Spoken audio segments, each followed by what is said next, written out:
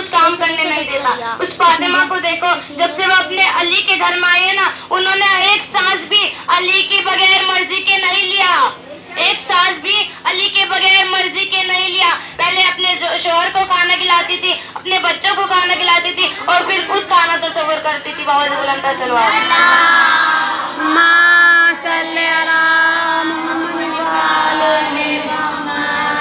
بس کا نظام زہرا, میرے پاس وقت تھوڑا ہی تھا, اور جناب فاطمہ مولا علی رسول خدا کے تو فضائل اتنے ہیں کہ دن گزر جائے رات ہو جائے, مولا علی کے فضائل جناب فاطمہ کے فضائل نہیں بیان ہوں گے, پر ہمارا دن رات گزر جائے گی.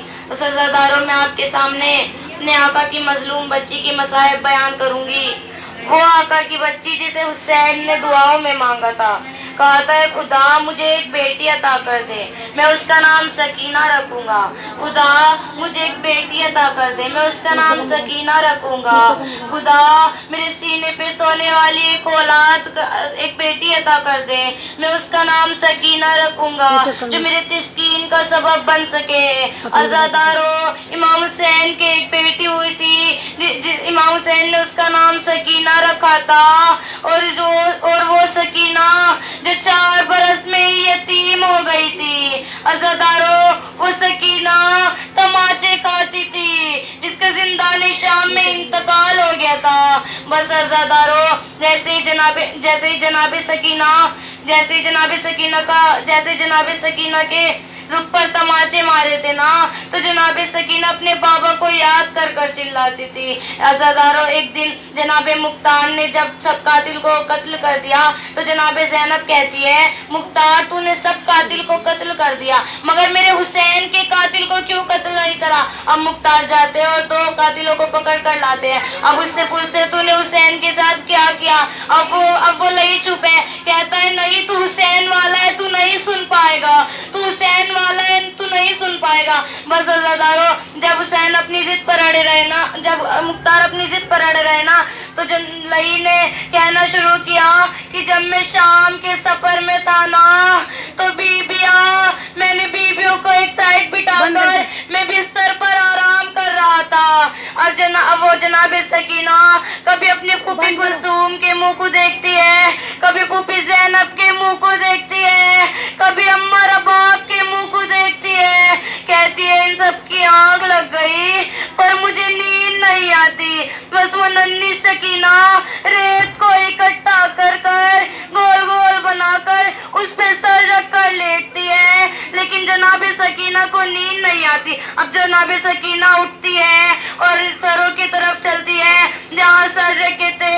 پہلے دیکھتی ہے پہلا سر میرے بھیا علی اکبر کا تھا. اب جناب سکینہ وہیں کھڑی ہو گئی اور کہتی ہے بھیا اکبر, اے بھیا اکبر, جب آپ کے سینے میں برچی لگی میں دیکھ رہی تھی. اب آگے بڑھتی ہے, دیکھتی جناب قاسم کا سر ہے, کہتی ہے بھیا قاسم, اے بھیا قاسم, اماں فروا تڑپ رہی ہے, واپس آ جاؤ. ارے جب تیرے قاسم میرے بھائی, جب تیرے ٹکڑے ہوئے میں دیکھ رہی تھی. اب آگے بڑھتی ہے, دیکھتی ہے اصغر کا ننھا گلا. اب آگے بڑھ کر کہتی ہے میرے ماں جائے اصغر, ارے تیرا جھولا مقتل میں رہ گیا. اب آگے بڑھتی ہے, ارے دیکھتی ہے میرے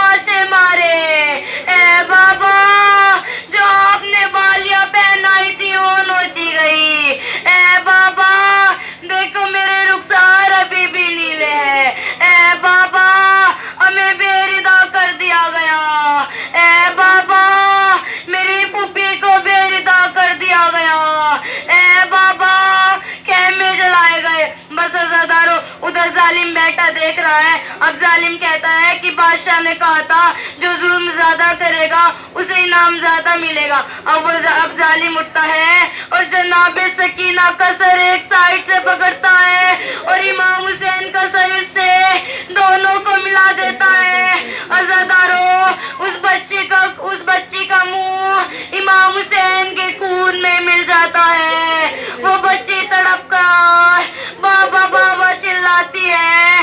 عزادارو پلڑائی ایسا تماچا مارتا ہے کہ بچی گش کا کر بے ہوش ہو جاتی ہے. اللہ لعنت اللہ علی قوم الظالمین. انا للہ و انا الیہ راجعون. اما یجیب المضطر اذا دعا ویکشف السوء. اے خدا تجھے واسطہ میرا باپ کی اجڑی گود کا جو بھی اولاد ہے انہیں اولاد عطا فرما. سب کی ماؤں کو سب کے ماؤں کی گودیوں کو سلامت رکھنا. ہماری انجمن کی شب و خوار کو بھی اولاد عطا فرما. اما یجیب المضطر اذا دعا ویکشف السوء. اے خدا تجھے واسطہ جناب فاطمہ کے اجڑے ہوئے گھر کا جو بے گھر ہے سب کو گھر عطا فرما. اما یجیب المضطر اذا دعا ویکشف السوء.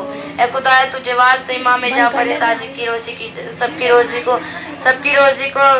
روزی میں عنایت عطا فرما اور اس گھر کے وارث کو بھی روزی عطا فرما. اما یجیب المضطر اذا دعا ویکشف السوء. اے خدا تجھے واسطہ جناب علی اکبر